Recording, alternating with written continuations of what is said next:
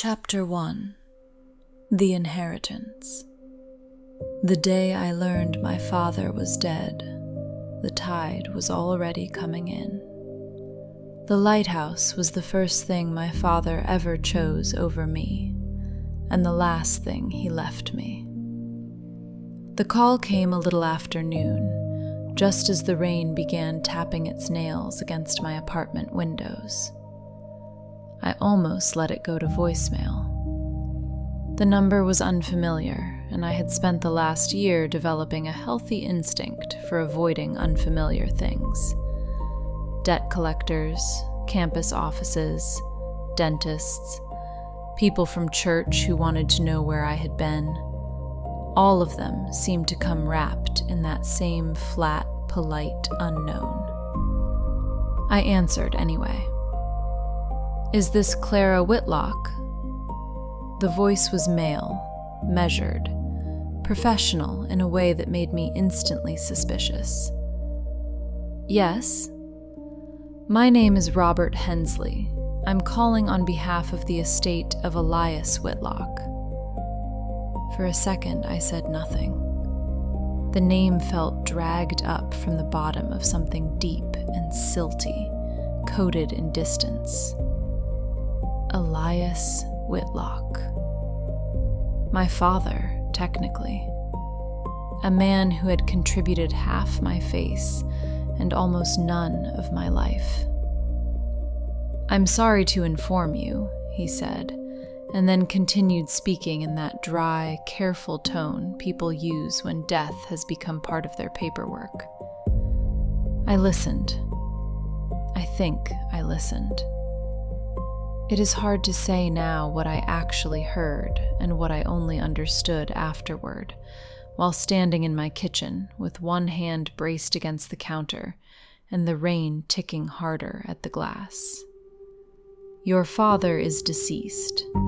There was no spouse, no surviving children besides yourself.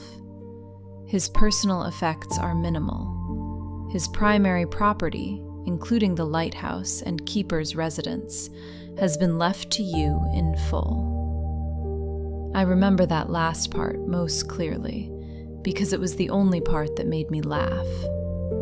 Not a real laugh, nothing bright, just a short, sharp sound that came out of me before I could stop it.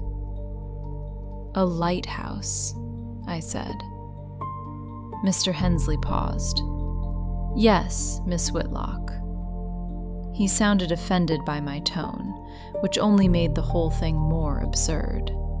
As if there were a proper etiquette for being informed that the father who had spent most of my life ignoring me had died and bequeathed me a haunted maritime monument. "I'm sorry," I said, though I was not. "I just want to be sure I heard you correctly. My father left me a lighthouse." The property consists of the tower, attached keeper's quarters, and the land rights pertaining to the island at Blackglass Point. Of course it had a name like Blackglass Point. I sank down into one of the kitchen chairs and stared at the rain-dark window over the sink.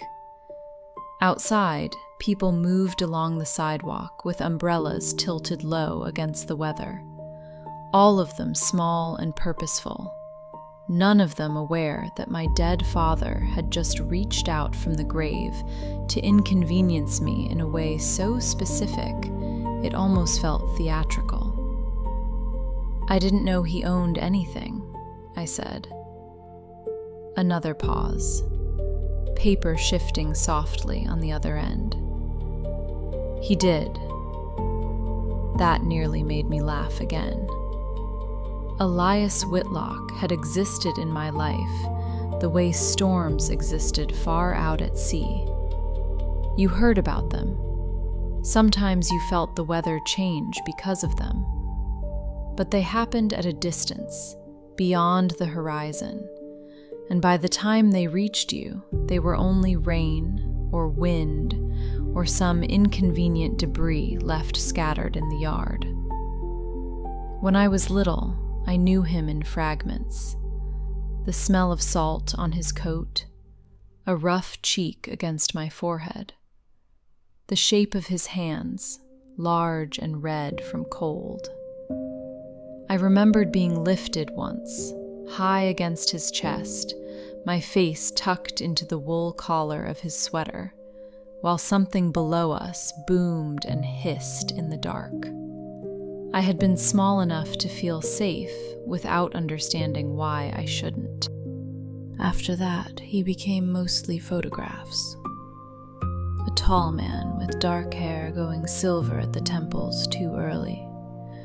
A serious face that looked almost severe until it turned, just slightly, and then you could see something gentler buried underneath.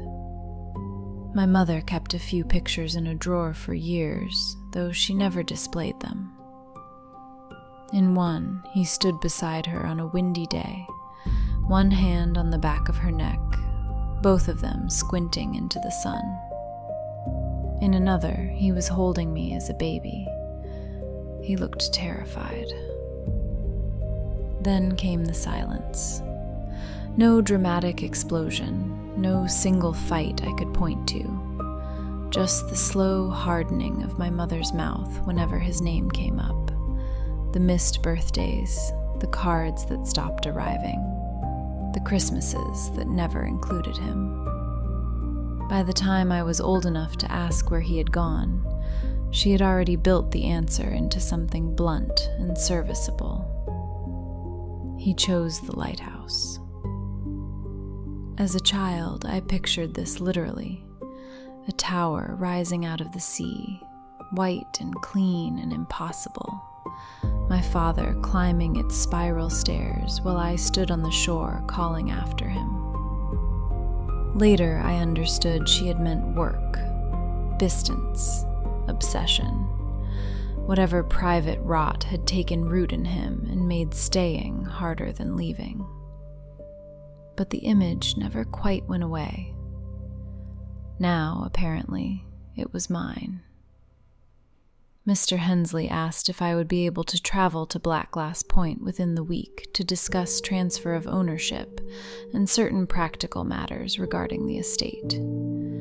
He spoke as if there were a reasonable chance I might say no. "I suppose I can," I said. "Very good.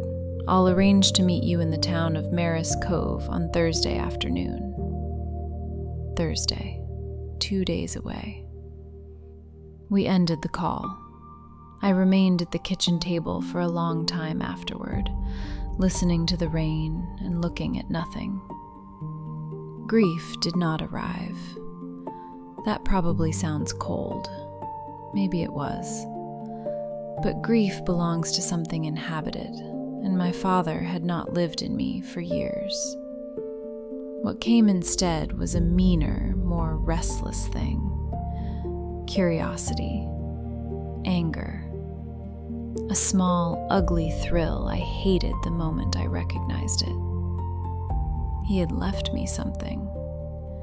Not an explanation, not an apology, not even a letter as far as I knew, but something, a shape, a place, a final, impossible object dropped into my hands like a challenge. By evening, the rain had stopped. The sky over the city turned the bruised violet color it sometimes got in early spring, when the light lingered just long enough to make every window look inhabited by ghosts. I made tea and forgot to drink it. I looked up Blackglass Point on my phone and found almost nothing. A stub of coastline in the northern part of the state. A village called Maris Cove. A handful of washed-out tourist images from years ago. Rocky shore, gray water. One distant photograph of the lighthouse itself, standing on a narrow outcrop separated from the mainland by a strip of exposed stone. Even through the blur of bad resolution, it looked lonely, in a way that made my chest tighten. The tower was taller than I had imagined, weather-beaten, pale, cylindrical, with the lantern room black against the sky like a blind eye. I stared at the image until the screen dimmed. My mother called that night, because mothers have instincts for disaster that border on the supernatural. I had not told her anything yet. She heard it in my voice anyway. What happened? I leaned against the counter with the phone tucked between shoulder and ear. He died. Silence. Not long, not dramatic, just long enough for me to hear her take a breath. How did you find out? A lawyer called. Another silence, this one thinner. I see. He left me the lighthouse. That got a reaction. Not a gasp exactly, more like the smallest possible sharp inhale, as though she had opened a drawer and found something she had hoped was gone. Mother, I'm here. You knew he still had it? I assumed. I closed my eyes. You assumed. What do you want me to say, Clara? I almost snapped back something childish and cruel, but the weariness in her voice stopped me. We had spent years orbiting the same old wreckage. There was no point breaking our shins on it again. I'm going there Thursday, I said. No. The answer came so quickly I nearly laughed. It's mine, apparently. I don't care if he left you the moon. You don't have to go out there. Out there. She said it the same way the lawyer had said Blackglass Point. Not just as a location, as if the place itself occupied a category apart. Did something happen there? I asked.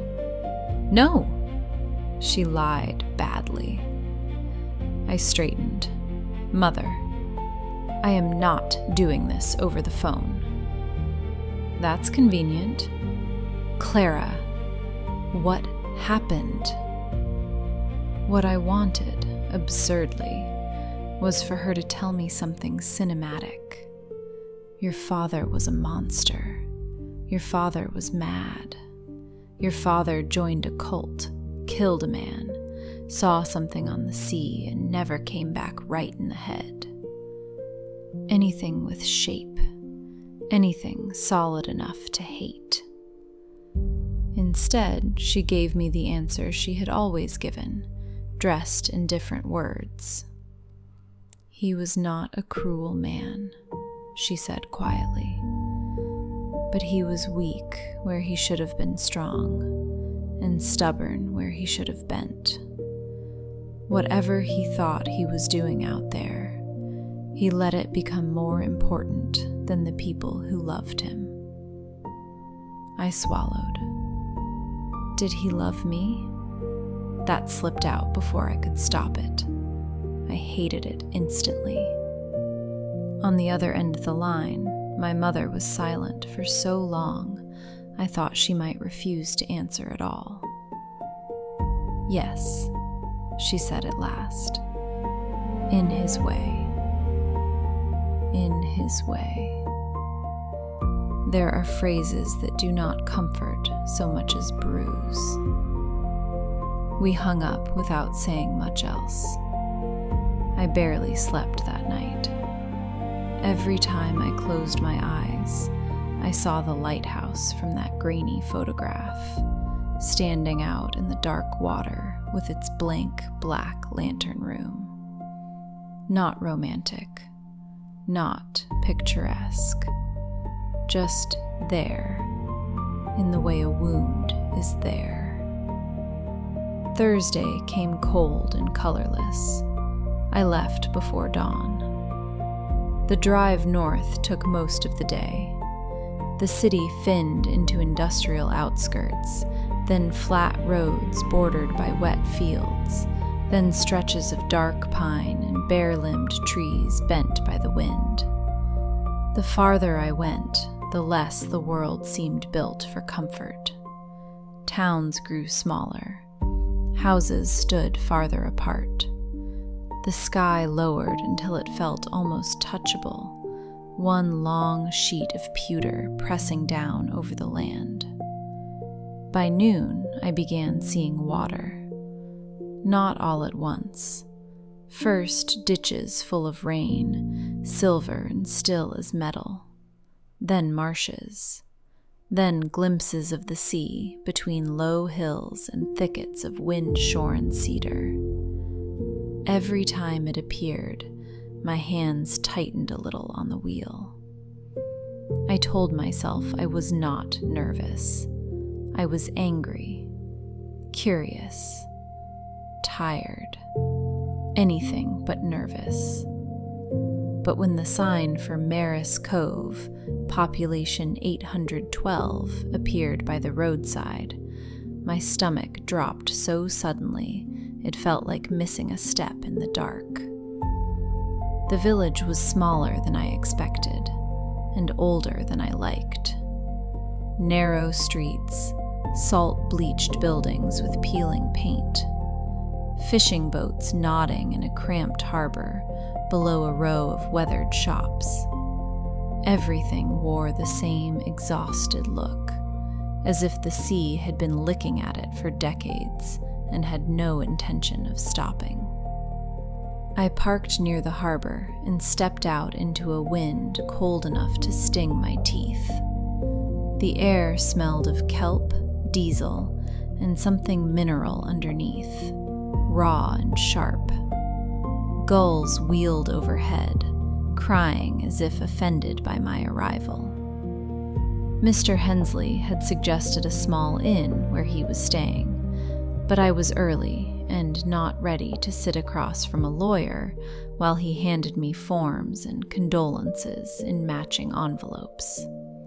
I found a cafe instead, the kind of place with steamed-up windows and a chalkboard menu nobody had updated neatly. A bell gave a cracked little jingle as I went inside. Conversation dipped, not dramatically. Nobody turned to stare, but I felt it all the same. The tiny shift in the room as strangers registered a new face and then, somehow, recognized something about it. I ordered coffee I did not want from a girl about my age with a lip piercing and tired eyes. When she asked my name for the cup, I almost lied. I should have. "Clara," I said. She nodded, then hesitated with the pen in her hand. "Last name?" "Whitlock." The pen stopped moving.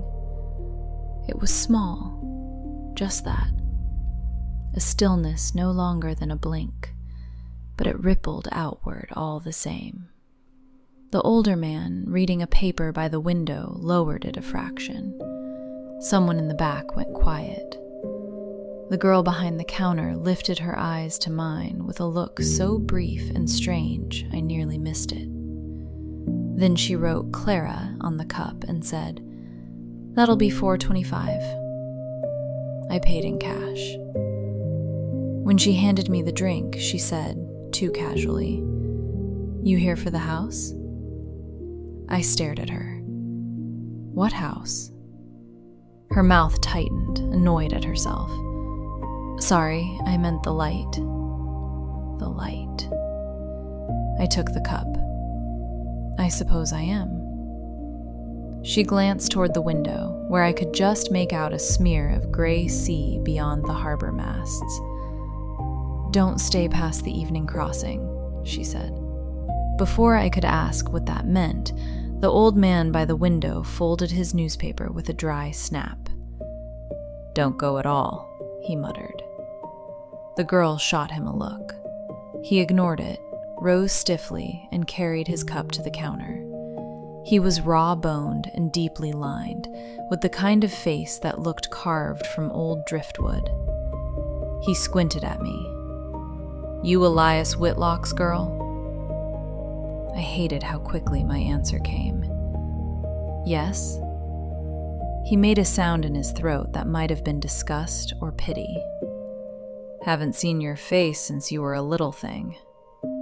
His eyes moved over me, not rudely, but with the distant unease of someone comparing a memory to a grave marker.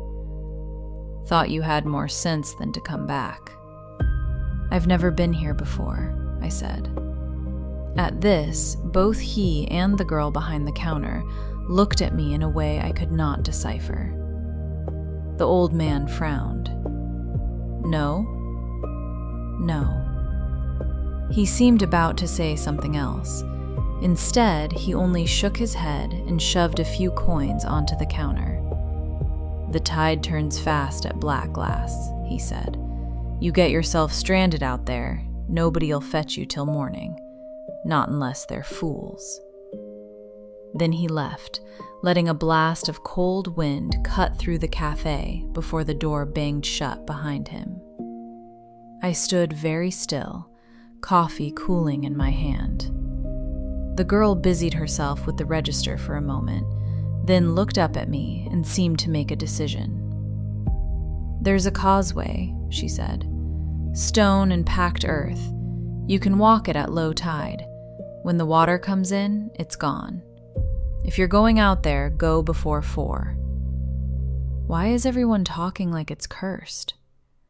She gave a tiny, one-shouldered shrug that did not hide her discomfort. Because your dad was strange, she said. And because people like having stories for places they don't understand. That was the first thing anyone had said all day that sounded halfway normal. I took my coffee and went back outside. From the harbor road, if you turned past the bait shop and followed the cliff path north, there was a place where the land opened and the whole point came into view. I found it almost by accident. One step between scrub and bent grass, and suddenly there it was. The lighthouse stood a quarter-mile from shore on a black spine of rock, joined to the mainland by a narrow strip of exposed stone that the sea had not yet swallowed. It rose pale against the iron-colored sky, taller and more severe than the photograph had suggested. The keeper's house crouched beside it, low-roofed and dark-windowed, with one chimney slanting slightly, as if the wind had been trying to shoulder it over for years. Nothing moved out there. No smoke, no gulls perched on the railing, no figure in a doorway. And yet I had the wild, immediate certainty that the place was not empty. The feeling was so sudden and irrational that I laughed at myself under my breath. Then the wind shifted, carrying the smell of kelp and wet stone, and the laugh died in my throat. Far below, the sea struck the rocks with a sound like something breathing in its sleep. I stood there a long time, staring at the tower my father had chosen over us, over and over, until the cold worked through my coat and into my bones. Then I went to meet the lawyer. Mr. Hensley was waiting for me in the lounge of the Gull's Rest Inn, a narrow room with overstuffed chairs and a gas fireplace that gave off more smell than heat. He rose when I came in, buttoning his coat with one hand and offering the other. He was younger than I had expected, mid-40s maybe. Neat brown hair, rimless glasses, a face that would have been kind if it had not been trained so thoroughly into professionalism. Miss Whitlock, Mr. Hensley. We shook hands. His palm was cool and dry. He gestured for me to sit, then opened a leather folder already laid out on the low table between the chairs. Papers, clipped and organized into cheerful little stacks. Death reduced to stationery. "First," he said, lowering himself carefully into the chair opposite mine, "allow me to offer my condolences." I nodded once.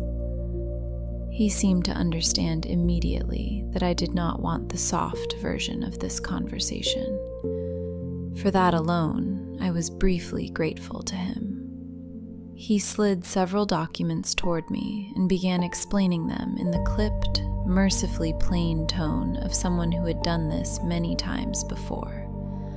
Title transfer, probate, utilities, such as they were, property tax notices, an inventory so short it might as well have been an insult, 1 pocket watch, 2 trunks of clothing, miscellaneous books and journals, lighthouse maintenance records, 1 ring of keys.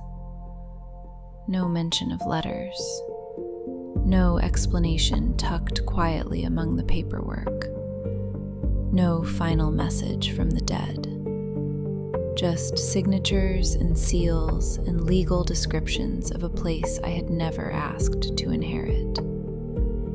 "The property itself is in fair condition," he said, "though isolated. That is one word for it." His mouth twitched, not quite a smile. "Your father was current on all basic obligations.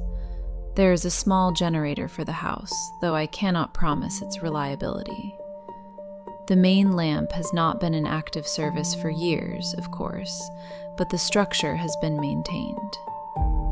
Maintained. As if Elias Whitlock had simply kept up a hobby. I turned one page and found the formal parcel description: Blackglass Point Lighthouse and Keeper's Residence. The words looked unreal, like something from an old novel I had accidentally inherited instead of real property. "You said he had personal effects?" Mr. Hensley reached beside his chair and lifted a plain cardboard archive box onto the table. It looked too small. Insultingly small. "This is what was removed from the residence after the coroner's visit," he said. "The remainder is still on site." I stared at it.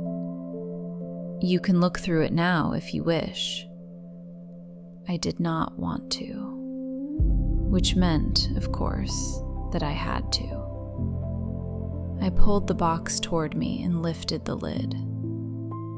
On top lay the pocket watch, tarnished silver, heavier than it looked. Beneath it was a folded sweater with sea salt still crusted white along one sleeve. A book swollen from damp. A small canvas pouch of loose screws and lighthouse fittings that meant nothing to me.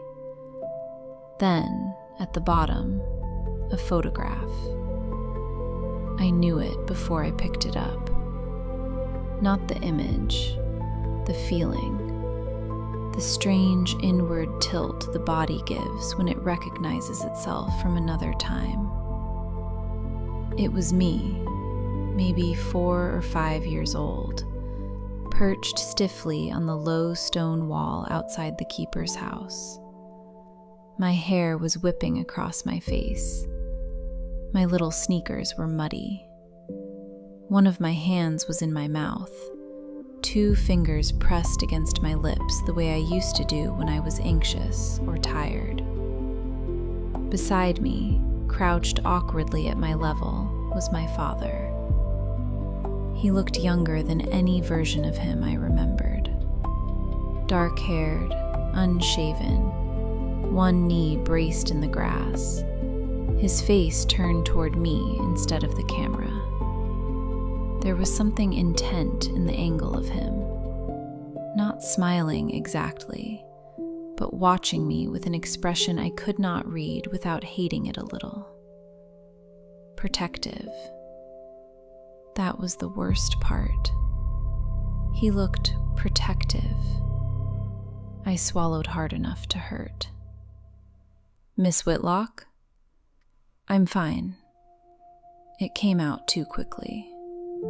I set the photograph back in the box, then changed my mind and picked it up again. My fingers had started to tremble, annoyingly, visibly, and I curled them tighter around the edge of the print so he would not see. I had not expected this. Not the photo itself. Not this stupid animal reaction to proof that my father had once stood close enough to cast a shadow over me. For one ugly, disorienting second, I wanted to cry. Not because I missed him. Because I didn't. Because this was all I had. I pressed the heel of my free hand against my knee until the feeling passed. Did he leave anything else?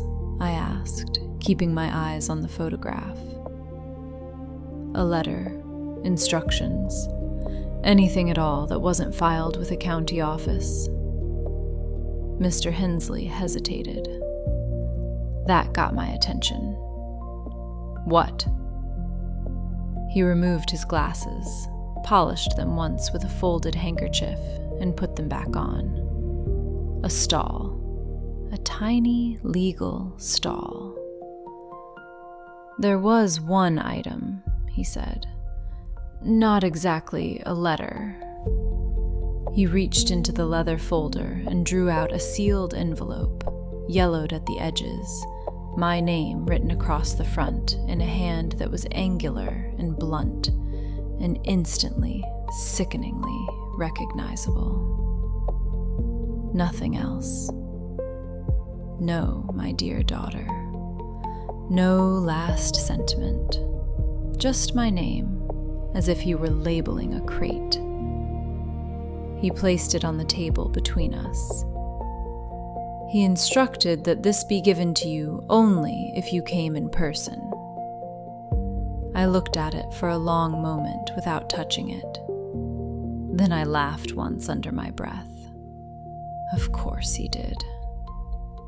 The envelope was sealed with nothing more than dried adhesive.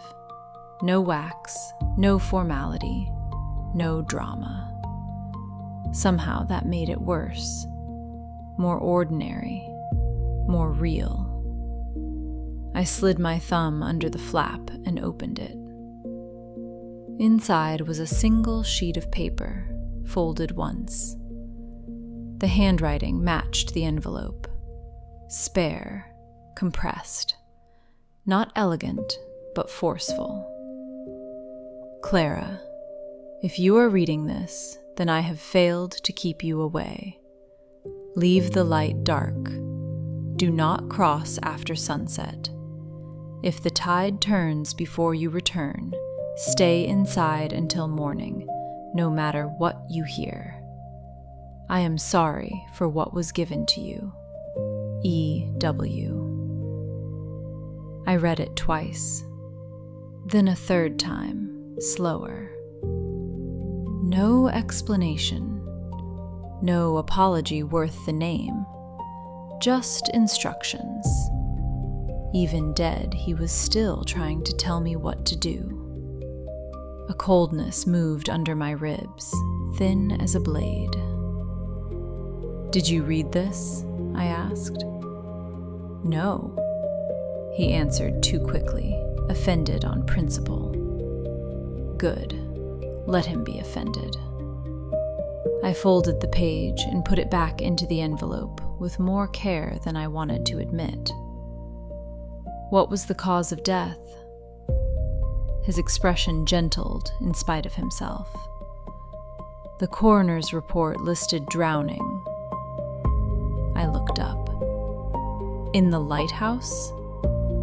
He was found on the lower rocks beneath the western side of the point. For a moment, I could hear nothing but the soft hiss of the gas fire. Did he fall? Mr. Hensley spread his hands slightly. The official conclusion was accidental death. Official conclusion. Another phrase that meant less than it sounded like. I looked back down at the note. If you are reading this, then I have failed to keep you away. Keep me away from what? The room had begun to feel too small.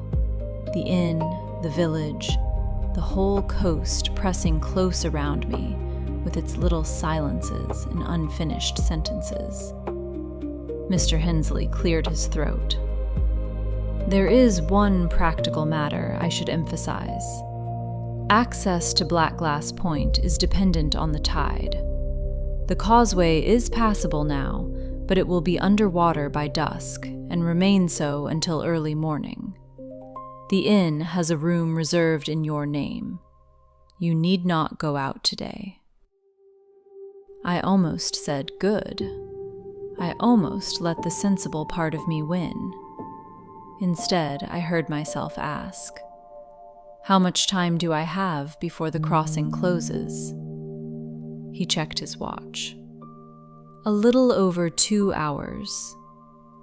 Enough time to go out, look around, and come back before dark. Enough time to disobey a dead man in the smallest possible way. I rose before I could think better of it. Mr. Hensley stood too, startled. Miss Whitlock? Clara? He blinked. Clara, I strongly recommend waiting until morning. The weather may turn overnight, but daylight would at least give you better footing. And if I wait until morning, I have to sit in this town all night with that note in my pocket. I tucked the envelope into my coat. No, I want to see it now. He studied me for a second, then seemed to realize he was looking at a woman who had driven 6 hours to claim a lighthouse from a man she resented and barely remembered. Reason had probably boarded a different train hours ago. At least take this, he said. He reached into the folder again and produced a heavy ring of keys. Iron, old-fashioned, several of them blackened with age. The weight of them surprised me when he pressed them into my hand. For one irrational instant, I nearly gave them back. Keys make things real. More real than paperwork. More real than letters. A key says, "This door will open for you, and what waits behind it belongs, however unwillingly, to your life now." "Thank you," I said. "Do you want someone to walk you to the crossing?" "No." That came out sharper than I intended. He nodded once. "Very well. The path begins past the harbor and follows the north cliff. You'll see a post with a bell on it. That marks the start of the causeway. If the bell rings while you're out there, come back immediately." I frowned. Why would it ring? "The tide line reaches it first." There was something almost embarrassed in the way he said it, as if he knew how old-fashioned and melodramatic it sounded. I slipped the keys into my coat pocket and lifted the archive box. "You can leave that here if you like," he said. "No need to carry it." He was right, of course, but the thought of leaving my father's note and that photograph in the inn lounge with its ugly carpet and cheerful lamp made something in me recoil. "I'll keep it." Outside, the wind had sharpened. The clouds hung low and bruised over the water, moving fast enough to make the whole sky seem restless. I stood on the inn steps for a moment with the box under one arm and the keys biting cold through the fabric of my pocket. I could still turn back. I could get the room key from the front desk, order soup I didn't want, call my mother and lie, and tell myself I would go in the morning when the sun was up and the tide was down, and everything looked less like a bad decision. Instead, I started toward the harbor road. The village seemed to notice me as I passed through it. Curtains shifted. A man unloading lobster traps paused with one hand on a crate and watched me go by without greeting. 2 boys on bicycles coasted to a stop at the corner and stared until I looked directly at them, at which point they took off so fast one nearly crashed into a piling. At the end of the harbor stood the bait shop, its windows crowded with floats and rusted hooks. Beside it, exactly where the girl in the cafe had implied it would be, a narrow path climbed along the cliff edge through low grass and bent black shrubs. I had gone only a few minutes up the path when I saw the bell. It hung from a weathered wooden post driven deep into the ground, greened by salt, the metal stained almost black. Beneath it stood a woman in a man's old oilskin coat, one hand resting lightly on the post, as if she had been waiting for it to speak. She turned when she heard my steps. At first glance, I thought she was much older. At second glance, I realized she might have been anywhere between 30 and 50. Sea weather had a way of sanding people down into indeterminate versions of themselves. Her hair, what I could see of it, was pale and rough cut, tucked behind one ear on one side and hanging loose on the other. Her face was narrow, almost severe, but her eyes were the part of her that caught and held. Gray, clear, unreadable. She looked at me with the calm, direct focus of someone who had already decided I was real before I arrived. "You're Elias Whitlock's daughter," she said. Not a question. The wind worried at the hem of her coat. Somewhere below us, the sea thudded and dragged against rock. "Yes." She nodded once, as if confirming something to herself. "I'm Ruth Marin," she said. "My brother runs the harbor launch when the weather behaves, which it usually doesn't. Your father used to buy paraffin from us before the electric fittings gave up." There was no smile, no offer of condolence, just information laid out like pieces on a table.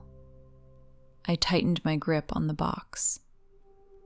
"Do you always stand on cliff paths introducing yourself to strangers?" "Only the ones heading somewhere stupid." I almost laughed. Almost. Instead, I said, "Then this must be a busy spot for you." The corner of her mouth moved, though I would not have called it a smile. Below us, the sea was climbing the rocks in long sheets of white foam, withdrawing with a hiss that sounded disturbingly like breath between teeth. Beyond the curve of the point, the lighthouse stood pale and solitary against the dark water. Ruth followed my gaze. "You should leave before the bell rings," she said. "I've heard." "No." She turned her head and looked at me again. "I mean leave the point, not just the crossing. If the bell rings, don't stand in that tower telling yourself you'll only look around a little longer. Don't go up for your coat. Don't stop for a book or a keepsake. You leave." I stared at her. Why? For the first time, something in her expression shifted. Not fear exactly, not for herself. "For the same reason your father wrote warnings instead of explanations," she said. A chill moved through me. "How do you know what he wrote?" "I know the kind of man he was." "That isn't an answer." "No," she said. "It isn't." That, more than anything, made me distrust her.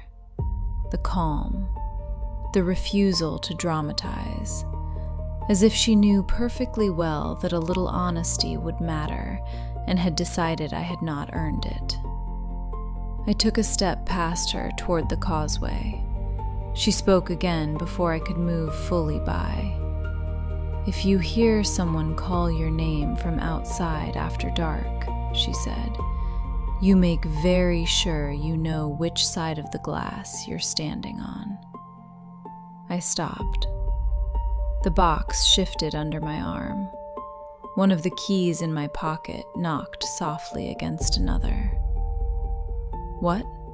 But Ruth Marin had already turned back toward the sea.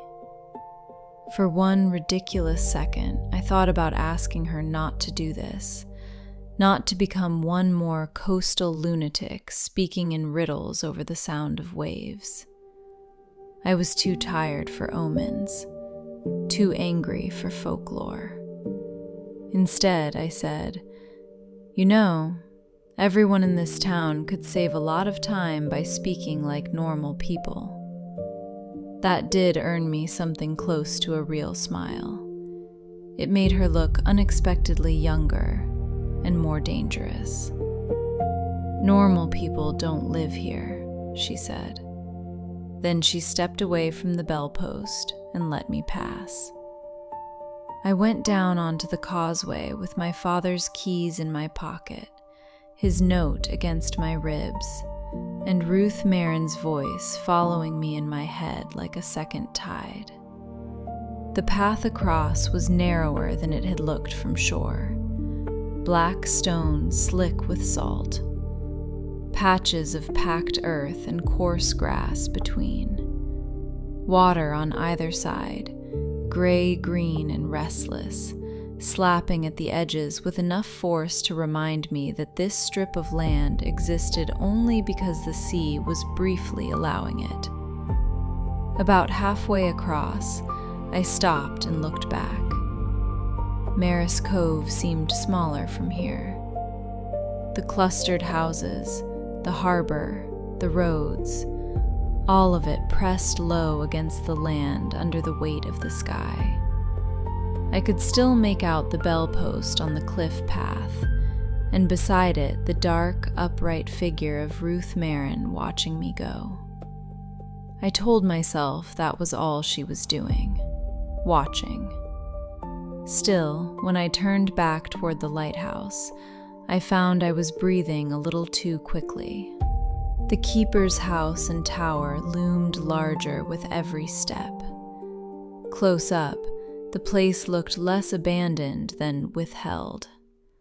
Stone walls furred with salt, narrow windows dim with grime, rust climbing the railings in reddish-black veins. The front door of the house sat beneath a shallow overhang, warped and discolored, paint peeling in long strips from the panels. I climbed the last rise of rock and stood before it. The wind fell strangely quiet in the lee of the house. Or perhaps not quiet, muffled. The difference matters. I set the archive box down by the threshold and reached into my pocket for the keys. They were colder now, as if they had been sitting not against my coat, but in water. It took me 3 tries to fit the right one into the lock. My hand slipped once, not from the cold, from nerves. I stared at that for a second, annoyed beyond reason by the weakness of it. My father was dead. The house was empty. I was a grown woman trembling on a doorstep because a few villagers had looked at me oddly, and one woman on a cliff had decided to audition for profit. I wiped my palm on my coat, set my jaw, and tried again. The key turned with a hard interior clunk. For one stupid, fragile moment, grief rose in me so suddenly I had to bite the inside of my cheek to contain it. Not grief for him, not exactly. Grief for the fact that once I opened this door, whatever waited inside would be all I was ever going to get of my father. No revised version, no explanation spoken in his own voice, no chance to ask the old, humiliating questions and watch his face while he answered. Just rooms, objects, air he had used up and left behind. I put my hand on the latch, opened the door, and stepped into the dark. The first thing I noticed was the smell. Not rot, not exactly.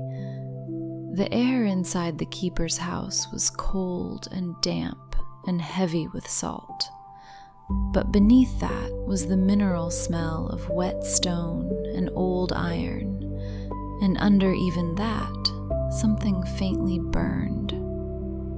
Lamp oil, maybe, or the ghost of it.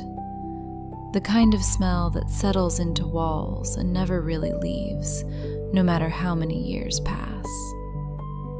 I stood just inside the doorway and let my eyes adjust. The entry hall was narrower than I expected, floored in dark stone, worn smooth in the center by years of use. To the left, a row of iron hooks held 2 coats and a yellowing scarf. To the right, a table sat beneath a small window filmed over with grime. There was a ceramic dish on it, full of keys that looked older than the ones in my pocket, a brass compass gone green around the hinge, and a stack of folded papers tied with string. Directly ahead, a spiral staircase climbed along the inside wall, disappearing into shadow as it wound upward toward the tower.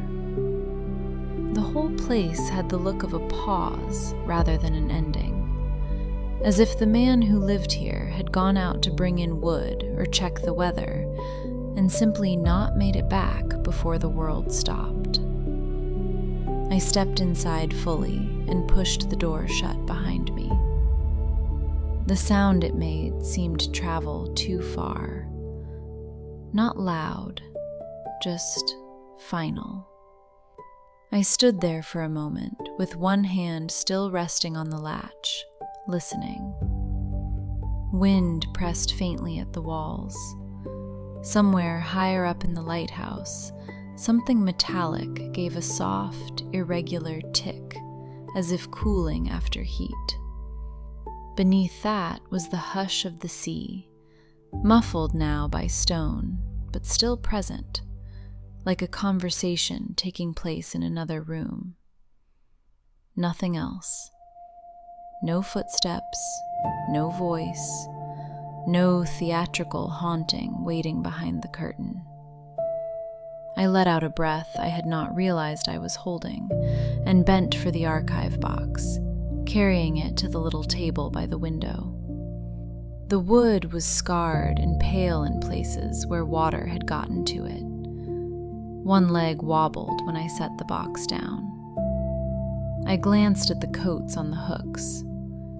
One was a heavy fisherman's coat lined in wool, the kind my father might have worn 20 years ago. The other was darker and plainer, long and practical, with the cuffs gone shiny from use. For one stupid second, I had the urge to touch the sleeve, just to prove to myself it was real, that this place was real, that the life inside it had actually happened and wasn't just some elaborate local joke meant to lure me 6 hours north and make me feel insane. I didn't touch it. Instead, I moved deeper into the hall. To the right of the stairs was a narrow sitting room with 2 chairs, a small stove, and bookshelves built crookedly into the wall.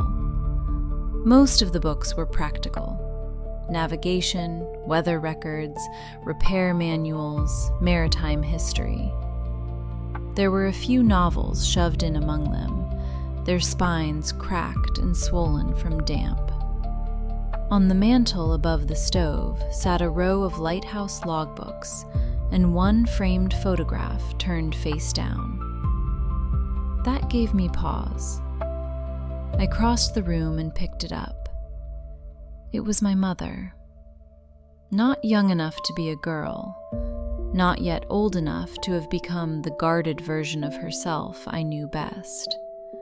She stood on the rocks in a dark coat, with her hair ripped loose by the wind, one hand up to hold it back.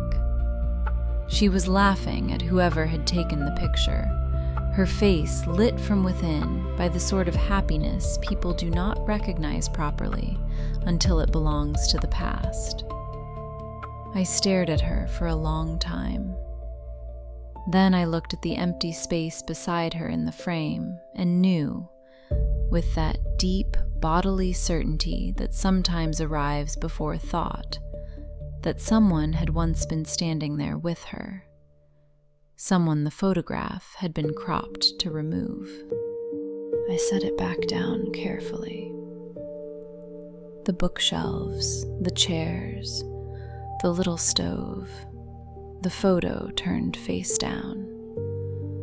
None of it felt arranged for anyone else's eyes. That unsettled me more than if the place had been overtly creepy. It meant my father had been a person here, not just a shadow in family stories. A person who sat in that chair, read those books, turned that photograph over because he either could not bear to look at it or could not bear not to. I hated him a little more for that. I left the sitting room and moved into the kitchen. It was small and plain, a sink beneath another grimy window, open shelves, a chipped enamel kettle, a jar of tea gone stale years ago. Dishes stacked neatly in a rack as if he had washed them one final time and expected to put them away later. On the table sat a bowl containing 3 shriveled apples and a pocket knife. I picked up the knife. The handle was worn smooth with use. One side of the blade had a nick in it. When I folded it open, the metal gave a small, familiar resistance. And there it was again, that sick little jolt of recognition from nowhere. Not memory exactly, not a full one, just the feel of this object in a larger hand. My father peeling an apple in one long curling strip while I watched. The flash of metal, the smell of brine and lamp smoke, the low murmur of his voice saying something too blurred now to recover. I closed the knife too quickly and nearly pinched my skin. "Damn it," I muttered, and set it down harder than I meant to. The sound cracked through the kitchen. For an instant, I thought someone answered. I froze. The house went still around me. Not silent, still. There is a difference. Silence can be empty. Stillness can listen. I waited. Nothing. I laughed once under my breath, though it came out thin. Get a grip, Clara. My own voice sounded wrong in the room. Not echoing exactly, just unwelcome. I checked my phone out of pure reflex and found no signal. Of course not. I put it back into my coat pocket and rubbed at the back of my neck, suddenly tired in a way that felt deeper than the drive should have earned. The whole day had stretched me thinner than I liked. The call, the lawyer, my mother's careful voice, the village and its silences. Ruth Marin at the bell post with her sea glass eyes and her warning voice. And underneath all of it, the simple fact that I was standing in my dead father's kitchen, holding a memory I could not fully reach. That was the moment the first crack really opened. I leaned both hands on the edge of the sink and bowed my head. I did not cry. I wanted to make that clear to myself even then. I did not have some neat cathartic collapse among the stale tea and dying apples. It was uglier and less satisfying than that. My throat tightened, my eyes burned, my breathing went uneven for a few seconds, and I hated every one of them. I was angry enough to shake. Angry that he was dead before I could ask him why. Angry that he had left me warnings instead of explanations. Angry that this house, which should have been meaningless to me, was full of tiny, ordinary things capable of reaching into my ribs and closing a hand around something soft. I pressed the heels of my hands into my eyes until the feeling passed. When I straightened again, I was furious at myself and steadier for it. "Fine," I said to the empty kitchen. "You don't get to do this to me from the grave." That was better. Spite was familiar territory. I could work with spite. I turned from the sink and went back into the hall. The staircase waited in its curve of shadow. Up close, the steps were narrower than they had looked from the door, each one worn slightly hollow in the center. The iron rail was cold enough to sting when I touched it. Above, the stair vanished around itself in a tight turning rise, one floor, then another, then the lantern room beyond. I was not ready for that yet. Instead, I noticed a door tucked beneath the lower sweep of the staircase, half hidden in the angle of stone. It opened with a little shove into a storage room no bigger than a closet. Shelves lined the walls, coils of rope, spare lamp fittings, tin oil cans, a rusting toolbox, rubber boots. More salt. Everywhere salt. Poured into bowls, packed in small canvas bags, crusted in a thick white line across the inner sill of the tiny window. That made me frown. Not decorative salt. Not accidental salt carried in on sea air. Placed salt. Deliberate. I stepped back out into the hall and looked more closely. Once I saw it, I could not stop seeing it. A thin, pale scattering along the baseboards, little ridges of white packed into the corners where wall met floor. Salt worked into the cracks around the window frame beside the front door, as if someone had been trying very hard to seal the house against something finer than rain. A little cold thread slipped down my spine. I told myself it meant nothing. Old habit, maybe.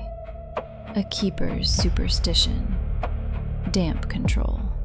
Pest control. Some weird coastal trick I did not know about. Still, I found myself glancing toward the front door. It was shut. Of course it was shut. I had shut it myself. I took a slow breath and let it out. Enough of this. Enough spooking myself with pantry supplies and dead men's housekeeping. I crossed the hall to the table by the window and began sorting through the papers tied with string, partly because I wanted answers, and partly because paper felt safer than stairs. Most were exactly what they looked like: receipts, supply orders, maintenance records, a list of replacement parts written in my father's angular hand, dates, costs, tide references I did not understand. One slip of paper had only 3 lines on it. Before dusk, shutters latched, lamp covered if unlit. I stared at that a moment, then folded it back into the stack. The window beside the table rattled suddenly in its frame. I flinched so hard I nearly dropped everything. Wind, I thought at once. Then, because the mind is a ridiculous traitor, I thought, knuckles. I turned my head sharply toward the glass.